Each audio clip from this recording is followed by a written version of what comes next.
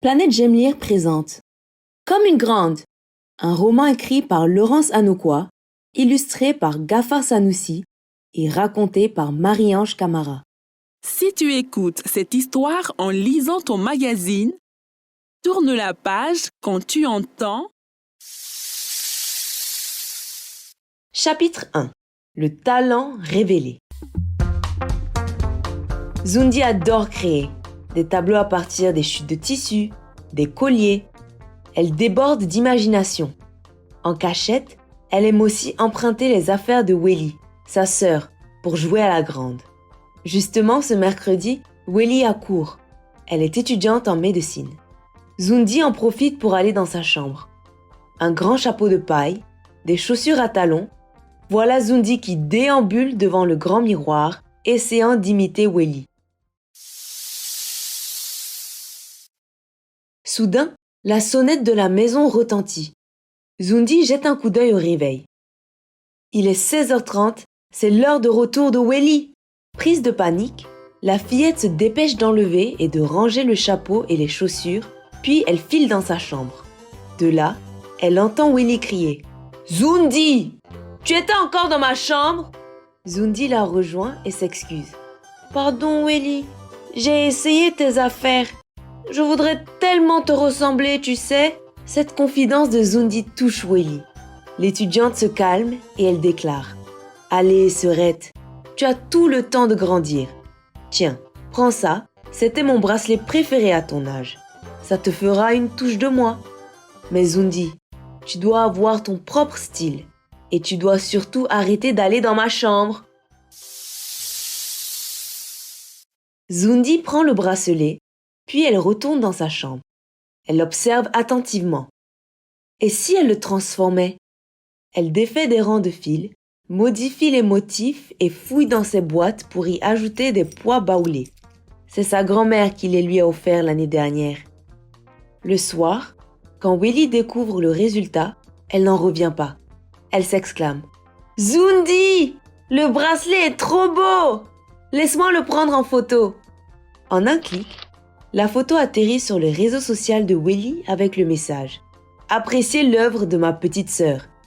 Les heures qui suivent, Welly reçoit une dizaine de commentaires de la part des internautes. Et parmi eux, une proposition de participer à un concours international « Nos enfants ont du talent ».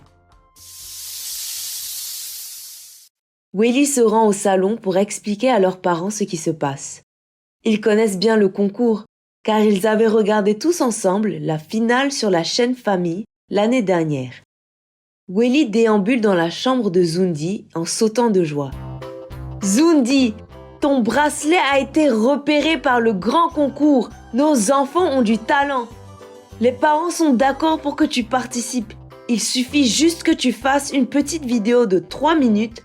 Voici mon talent. » En une fraction de seconde, le sourire de Zundi s'efface pour laisser place à la peur. Chapitre 2. L'étape des sélections. Zundi s'isole sur la terrasse. 1001 pensées la préoccupent. D'un côté, elle est fière que son bracelet plaise tant. Mais de l'autre, elle se sent incapable de participer au concours. Et puis, toute l'école va regarder l'émission. Et si on se moquait d'elle? Zundi aperçoit son reflet dans la porte-fenêtre. C'est le déclic. Elle se dit intérieurement « Il faut juste que je m'entraîne à parler devant les autres comme je sais le faire devant un miroir. » Zundi, déterminée, rejoint sa sœur dans sa chambre et lui confie « Welly, je veux participer au concours. » Sa grande sœur est ravie. « Très bonne décision, sœurette. Je suis sûre que tu peux gagner. » Zundi répond sur un ton mystérieux. « Merci Welly. Et je sais comment. » Zundi court au salon. Appuyée au fauteuil où est assis son papa, elle lui demande « Papa, j'aimerais que tu m'inscrives à l'atelier Les enfants conteurs pendant ses congés. Là-bas, on apprend à parler en public et à vaincre sa peur. » Zundi savait qu'il accepterait, car il le lui avait déjà proposé. Une semaine plus tard, les ateliers débutent.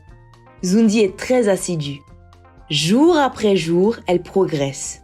Par exemple, Quand elle oublie un mot, elle improvise. Et pour ne pas se laisser intimider, elle fixe un point dans le public. Et en plus, le soir, elle continue à s'entraîner avec Welly. 2 semaines passent, c'est la fin des ateliers. Zundi se sent prête pour sa vidéo de présentation. Le samedi matin, les 2 sœurs s'activent. Zundi se charge de bien répéter son intervention. Welly, elle, déniche le meilleur endroit de la maison pour un décor de qualité. Welly donne le top départ. « Allez Zundi, c'est quand tu veux. » Un peu stressé, Zundi commence. Après 5 essais, la vidéo est enregistrée. Le soir, avec l'aide de leurs parents, les filles envoient la vidéo à l'adresse email indiquée. Le samedi suivant, leur papa reçoit les résultats. Zundi est sélectionné pour la finale! C'est déjà une grande réussite, mais cette fois-ci, il faut se rendre à l'école des beaux-arts pour répondre aux questions des membres du jury en direct. Chapitre 3. Le grand jour. Une semaine est déjà passée. Dans 3 jours, c'est la finale. Cette fois, il va falloir convaincre le jury. Pour se préparer à parler devant les juges, Zundi a eu une idée. Inviter ses amis Alan et Lola à jouer le rôle du jury. Le lendemain, les 2 amis s'installent au salon, aux côtés de Welly et de son père. Après sa présentation, Zundi est applaudi. Ses amis lui indiquent quelques points à améliorer.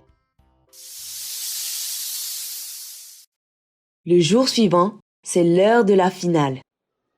Welly et Zundi arrivent avec leurs parents à l'école des beaux-arts où sont convoqués tous les sélectionnés d'Afrique de l'Ouest. Ils s'installent dans la salle. Quelques instants après, c'est au tour de Zundi. Une voix grave déclare « Et maintenant, mademoiselle Zundi Aka de la Côte d'Ivoire !» Zundi ferme les yeux. Elle a 3 minutes pour répondre à 5 questions qu'elle ne connaissait pas à l'avance. Elle répond à la première. C'est ma grand-mère qui m'a appris à confectionner des bijoux en respectant la tradition Akan. Mes parents, eux, m'ont donné le goût de fabriquer avec mes mains. C'est ma sœur qui m'a offert ce bracelet et j'ai eu l'idée de le transformer. Et pour les 4 questions suivantes, Zundi répond tout aussi aisément. Alors qu'elle prononce les derniers mots de sa présentation, Zundi regarde le chronomètre. Il affiche 2 minutes 50. Elle a parfaitement respecté la durée de 3 minutes maximum. Oubliant qu'elle est filmée en direct, elle s'écrie « Waouh! Je suis trop forte !» Les membres du jury explosent de rire en même temps qu'ils l'applaudissent.